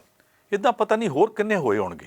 ਅਸੀਂ ਉਹਨਾਂ ਲੋਕਾਂ ਦੇ ਸਾਰਿਆਂ ਦੀਆਂ ਕਹਾਣੀਆਂ ਨਹੀਂ ਜਾਣਦੇ, ਮੈਂ ਸਾਰਿਆਂ ਬਾਰੇ ਨਹੀਂ ਜਾਣਦਾ, ਪਰ ਮੈਂ ਇੱਕ ਗੱਲ ਜਾਣਦਾ, ਸਾਡੇ ਵਿੱਚ ਇਹ ਹੈ ਕਿ ਸ਼ਰੀਕ ਨਾਲੋਂ 2 ਇੰਚ ਅਸੀਂ ਉੱਚੇ ਚਾਹੀਦੇ ਹਾਂ। ਪਰਸੋਂ ਦੀ ਇੱਕ ਖਬਰ ਮੇਰੇ ਕੋਲ ਆਈ ਆ ਕਿ ਇੱਕ ਪਿੰਡ ਦੇ ਵਿੱਚ ਇੱਕ ਪਰਿਵਾਰ ਇਹੋ ਜਿਹਾ ਜਿਨ੍ਹਾਂ ਦੇ ਕੋਲ ਸਿਰਫ 2 ਏਕੜ ਟਰੈਕਟਰ ਆ। ਬੈਂਕ ਦੇ ਅਫਸਰਾਂ ਨੂੰ ਵੱਧ ਪੈਸੇ ਦੇ ਕੇ, ਰਿਸ਼ਵਤ ਦੇ ਕੇ ਜ਼ਮੀਨ ਦੀ ਕੀਮਤ ਵੱਧ ਲਿਖਾਈ ਗਈ ਅਤੇ ਵੱਡਾ ਟਰੈਕਟਰ ਇਸ ਕਰਕੇ ਲਿਆਂਦਾ ਕਿਉਂਕਿ ਮੁੰਡੇ ਦੇ ਤਾਏ ਕੋਲ ਵੱਡਾ ਟਰੈਕਟਰ ਸੀ ਅਤੇ ਮੁੰਡਾ ਕਹਿੰਦਾ ਸੀ ਸਾਡਾ ਨੱਕ ਨਹੀਂ ਰਹਿੰਦਾ। ਕੱਲ੍ਹ ਦੀ ਇੱਕ ਖਬਰ ਹੈ, ਅੱਜ ਦੇ ਅਖਬਾਰਾਂ 'ਚ ਆਈ ਹੈ, ਮੋਹਾਲੀ ਚੰਡੀਗੜ੍ਹ ਦੇ ਲਾਗੇ ਇੱਕ ਪਿੰਡ ਵਿੱਚ ਜ਼ਮੀਨ ਦਾ ਠੇਕਾ ਸੀ। 4 ਏਕੜ ਜ਼ਮੀਨ ਹੈ ਜਿਹਦਾ ਠੇਕਾ ਕਿੰਨੇ 'ਤੇ ਗਿਆ? 33,10,000 'ਤੇ। ਇਹਦਾ ਮਤਲਬ ਕਿ 1 ਏਕੜ 8.25 ਲੱਖ ਰੁਪਈਏ ਤੋਂ ਵੱਧ ਠੇਕਾ। ਇੰਨਾ ਠੇਕਾ ਭਰ ਕੇ ਕਿਸਾਨ ਉਹ 'ਚੋਂ ਕਮਾਊਗਾ ਕੀ? ਕਾਰਨ ਕੀ ਸੀ ਕਿ 2 ਪਰਿਵਾਰ ਸਨ, ਦੋਵਾਂ 'ਚ ਜਿੱਦਬਾਜ਼ੀ ਹੋ ਗਈ ਕਿ ਸਾਡਾ ਕੁਝ ਬਣੇ ਨਾ ਬਣੇ, ਤੈਨੂੰ ਅੱਗੇ ਨਹੀਂ ਲੰਘਣ ਦੇਣਾ। ਉਹ ਜਿਹੜਾ ਜੱਟ ਪੁਣੇ ਦਾ ਸਰੀਕਾ ਸੀ, ਉਹ ਇਸ ਹੱਦ ਤੱਕ ਲੈ ਗਿਆ ਕਿ 1000 ਤੋਂ ਵੱਧ ਦੀ ਬੋਲੀ 10,000 ਹੋਣ 'ਤੇ ਲੱਗ ਪਈ, 50,000, ਦੂਜੇ ਨੇ ਆਖਿਆ 60,000, ਪਹਿਲੇ ਨੇ ਫਿਰ ਆਖਿਆ ਮੈਂ 80 ਦਿੰਨਾ, ਦੂਜੇ ਨੇ ਆਖਿਆ ਮੈਂ 1 ਲੱਖ ਦਿੰਨਾ, ਪਹਿਲੇ ਨੇ ਆਖਿਆ ਮੈਂ 1.5 ਲੱਖ ਦਿੰਨਾ, ਦੂਜੇ ਨੇ ਆਖਿਆ ਮੈਂ 2 ਲੱਖ ਦਿੰਨਾ। ਚਲਦਿਆਂ 4 ਏਕੜ ਜ਼ਮੀਨ 33,10,000 'ਤੇ ਠੇਕਾ ਪੁੱਜਾ। ਇਹਦੇ ਵਿੱਚੋਂ ਕਿਸਾਨ ਕਮਾਵੇਗਾ ਕੀ? ਸਿਰਫ ਇਸ ਸਰੀਕੇਬਾਜ਼ੀ 'ਚ, ਇਸ ਜਿੱਦ ਵਿੱਚ ਉੱਥੋਂ ਤੱਕ ਪਹੁੰਚ ਗਿਆ। ਮੈਂ ਇਹੋ ਜਿਹੇ ਇੱਕ ਪਰਿਵਾਰ ਨੂੰ ਵੀ ਜਾਣਦਾ ਜਿੱਥੇ ਸਹੁਰਿਆਂ ਦੀ ਤੰਗ ਕੀਤੀ ਹੋਈ ਭੂਆ ਨੇ ਆ ਕੇ ਪੇਕਿਆਂ ਨੂੰ ਆਖਿਆ ਮੈਨੂੰ ਜ਼ਮੀਨ 'ਚੋਂ ਹਿੱਸਾ ਦੇ ਦਿਓ ਬਾਪ ਦੀ 'ਚੋਂ। ਉਹਨੂੰ 2 ਕਿੱਲੇ ਮਿਲਣੇ ਸਨ। ਉਹਦੇ ਬਜਾਏ ਭਰਾਵਾਂ ਨੇ ਆਪੋ 'ਚ ਸਲਾਹ ਕਰ ਲਈ ਕਿ ਭੈਣ ਨੂੰ ਅਸੀਂ ਹਿੱਸਾ ਨਹੀਂ ਦੇਣਾ। ਭਤੀਜਿਆਂ ਨੇ ਸਲਾਹ ਕਰ ਲਈ, ਦੇਣਾ ਨਹੀਂ। ਮੁਕੱਦਮਾ ਸ਼ੁਰੂ ਹੋ ਗਿਆ, 32 ਸਾਲ ਹੋ ਗਏ ਆ ਮੁਕੱਦਮਾ ਚੱਲੀ ਜਾਂਦਾ। ਉਹਨੂੰ 2 ਏਕੜ ਨਹੀਂ ਦਿੱਤੇ, ਪਰ ਵਕੀਲਾਂ ਦੀਆਂ ਫੀਸਾਂ ਦੇ ਉੱਤੇ ਹੁਣ ਤੱਕ ਉਹਦੇ ਨਾਲੋਂ 4 ਗੁਣੇ ਲਾ ਚੁੱਕੇ ਨੇ। ਕਮਾਈ ਸਾਰੀ ਉੱਥੇ ਲਾਈ ਜਾ ਰਹੇ ਨੇ, ਭੂਆ ਨੂੰ 2 ਏਕੜ ਨਹੀਂ ਦਿੱਤੇ। ਮੈਂ ਨਹੀਂ ਇਹ ਕਹਿੰਦਾ ਕਿ ਸਾਰੀਆਂ ਭੂਆ ਜਾ ਕੇ ਪੇਕਿਆਂ ਤੋਂ ਭਤੀਜਿਆਂ ਤੋਂ ਹਿੱਸਾ ਮੰਗਣ। ਮੈਂ ਨਹੀਂ ਕਹਿੰਦਾ ਕਿ ਪਿਰਤ ਪੈ ਜਾਵੇ, ਇਹ ਪਾਉਣੀ ਕਿ ਨਹੀਂ ਪਾਉਣੀ। ਧੀ ਅਤੇ ਪੁੱਤ ਜਦੋਂ ਅਸੀਂ ਬਰਾਬਰ ਕਹਿੰਦੇ ਹਾਂ, ਉਹਦੇ ਹਿੱਸੇ ਦੀ ਗੱਲ ਧੀਆਂ ਸੋਚਣ, ਉਹਨਾਂ ਦੇ ਪਰਿਵਾਰ ਸੋਚਣ, ਇੱਕ ਵੱਖਰਾ ਵਿਸ਼ਾ ਹੈ। ਪਰ ਮੈਂ ਇਹ ਕਹੂੰਗਾ ਕਿ ਕੀ ਅਸੀਂ ਇਸ ਤਰ੍ਹਾਂ ਦੀਆਂ ਗੱਲਾਂ ਦੇ ਨਾਲ ਚੱਲ ਕੇ ਅਤੇ ਪੰਜਾਬ ਨੂੰ ਬਚਾ ਲਵਾਂਗੇ?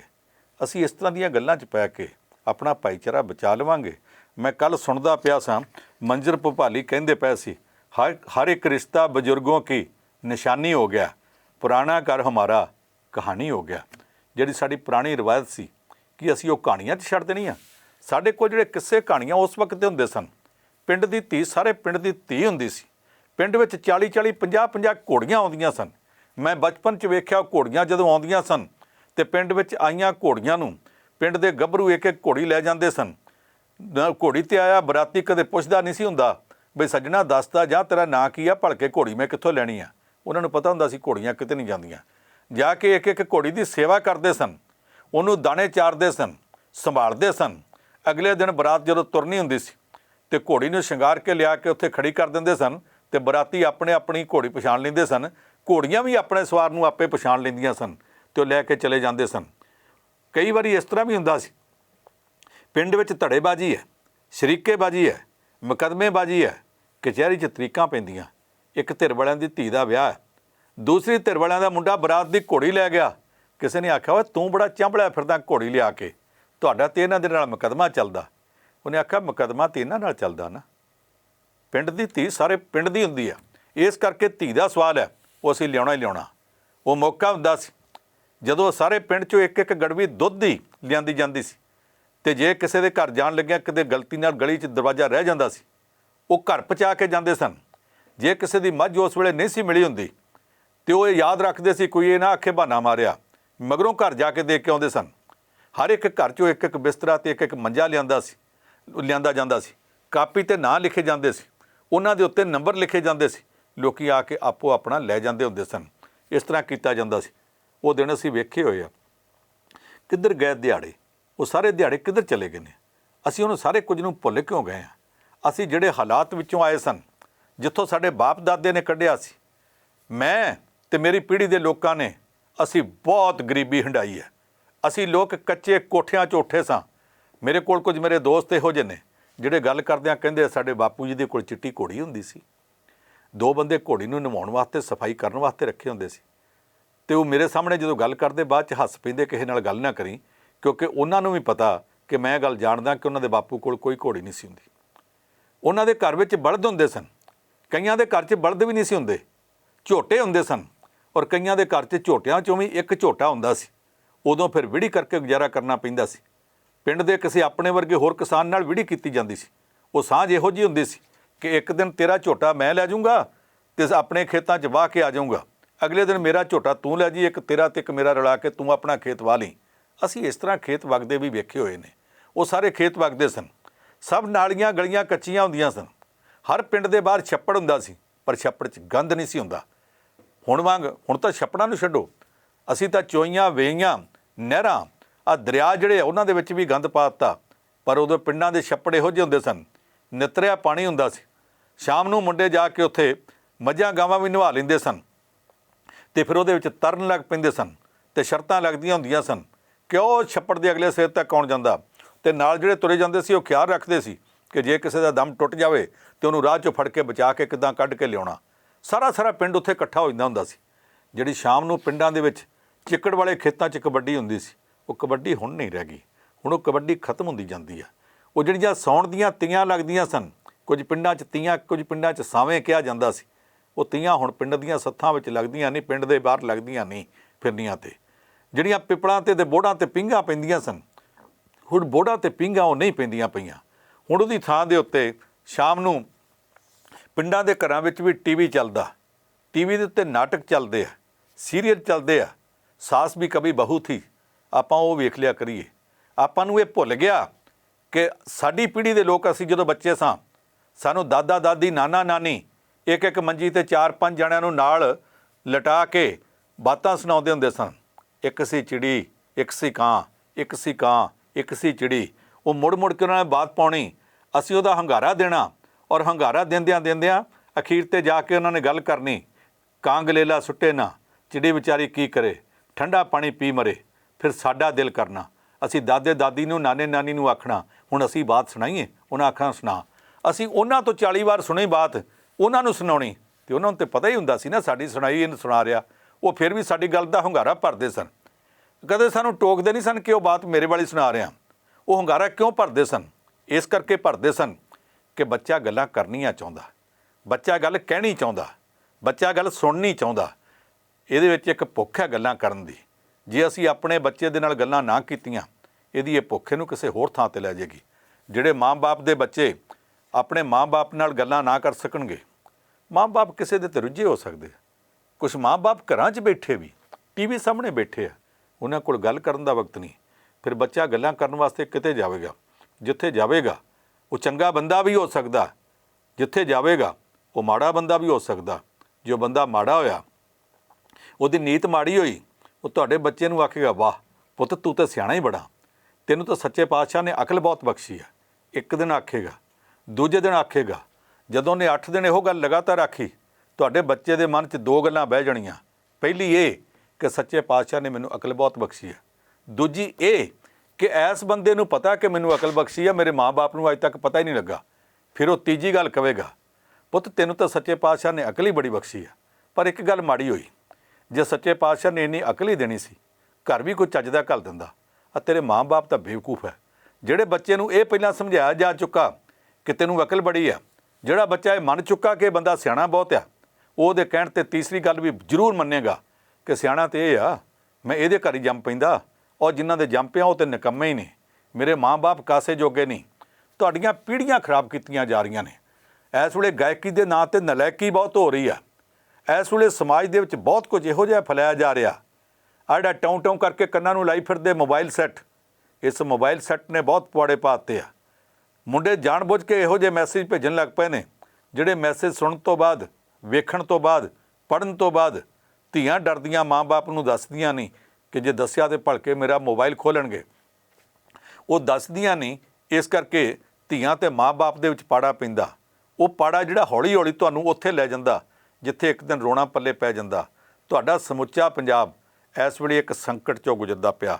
ਮੈਂ ਬੇਨਤੀ ਕਰੂੰਗਾ, ਤੁਸੀਂ ਬਾਹਰ ਬੈਠੇ ਹੋ ਜਾਂ ਤੁਸੀਂ ਪੰਜਾਬ ਵਿੱਚ ਬੈਠੇ ਹੋ, ਭਾਰਤ ਦੀ ਕਿਸੇ ਨੁੱਕਰ ਵਿੱਚ ਬੈਠੇ ਹੋ, ਸ਼ਹਿਰ ਵਿੱਚ ਬੈਠੇ ਹੋ ਜਾਂ ਕਿਸੇ ਪਛੜੇ ਪਿੰਡ ਵਿੱਚ ਬੈਠੇ ਆ, ਇੱਕ ਗੱਲ ਚੇਤਾ ਰੱਖਿਓ, ਸਾਡੇ ਬਾਬੇ ਕਹਿੰਦੇ ਹੁੰਦੇ ਸੀ ਜਦੋਂ ਹਨੇਰੀਆਂ ਆਉਂਦੀਆਂ, ਵੱਡੇ ਵੱਡੇ ਬੋਰਡ 200 300 ਸਾਲ ਪੁਰਾਣੇ ਵੀ ਕਈ ਵਾਰ ਪੁੱਟੇ ਜਾਂਦੇ ਆ, ਵੱਡੇ ਰੁੱਖ ਪੁੱਟੇ ਜਾਂਦੇ ਆ, ਪਰ ਜਿੱਥੇ ਝਿੜੀ ਹੁੰਦੀ ਆ, ਜਿੱਥੇ ਛੋਟੇ ਰੁੱਖ ਇੱਕ ਦੂਸਰੇ 'ਚ ਫਸੇ ਹੁੰਦੇ ਆ, ਉਹ ਕਦੇ ਨਹੀਂ ਪੁੱਟੇ ਜਾਂਦੇ।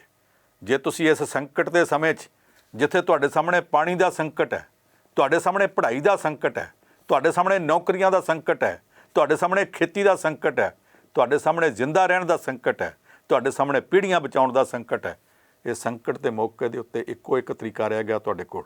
ਉਹ ਇਹ ਆ ਕਿ ਤੁਸੀਂ ਸਾਰੇ ਦੇ ਸਾਰੇ ਰਲ ਮਿਲ ਕੇ ਇਹ ਯਤਨ ਕਰੋ, ਭਰਾਓ, ਭੈਣੋ, ਬੱਚਿਓ, ਔਰ ਮੈਂ ਬਜ਼ੁਰਗਾਂ ਨੂੰ ਕਹੂੰਗਾ ਕਿ ਤੁਸੀਂ ਵੀ ਆਪਣੇ ਬੱਚਿਆਂ ਦੇ ਕੋਲ ਬੈਠ ਕੇ ਉਹਨਾਂ ਨਾਲ ਗੱਲਾਂ ਕਰੋ। ਔਰ ਸਾਰੇ ਜਾਣੇ ਸੱਥਾਂ ਵਿੱਚ ਬੈਠਦੇ ਹੋ, ਕਦੇ ਤੁਸੀਂ ਵਿਆਹ ਸ਼ਾਦੀਆਂ 'ਤੇ ਇਕੱਠੇ ਹੁੰਦੇ ਹੋ, ਕਦੇ ਤੁਸੀਂ ਮਰਗ ਦੇ ਭੋਗ 'ਤੇ ਵੀ ਇਕੱਠੇ ਹੁੰਦੇ ਹੋ। ਜਦੋਂ ਉੱਥੇ ਇਕੱਠੇ ਹੁੰਦੇ ਹੋ, ਉਦੋਂ ਸੋਚਿਆ ਕਰੋ ਕਿ ਪੰਜਾਬ ਕਿੰਨਾ ਵਿਗੜ ਗਿਆ। ਇਹ ਉਹੀ ਪੰਜਾਬ ਹੈ ਜਿੱਥੇ ਅਸੀਂ ਵਗਦੀ ਚੋਅ ਦੇ ਵਿੱਚ, ਵਗਦੀ ਵੇਈਂ ਦੇ ਵਿੱਚ ਤਾਂਬੇ ਦਾ ਸਿੱਕਾ ਸੁੱਟ ਕੇ ਕਹਿੰਦੇ ਹੁੰਦੇ ਸੀ, ਉਹ ਥੱਲੇ ਰੇਤ ਤਾਂ ਪਿਆ ਦਿਸਦਾ। ਅੱਜ ਉਹਦੇ ਉੱਤੇ ਤੁਸੀਂ ਜਗ ਦਾ ਬਲਬ ਸੁੱਟ ਦਿਓ, ਤੁਹਾਨੂੰ ਦਿਸਣਾ ਨਹੀਂ। ਇਹ ਗੰਦ ਸਾਡੇ ਵਹਿੰਦਿਆਂ ਵਹਿੰਦਿਆਂ ਪਿਆ।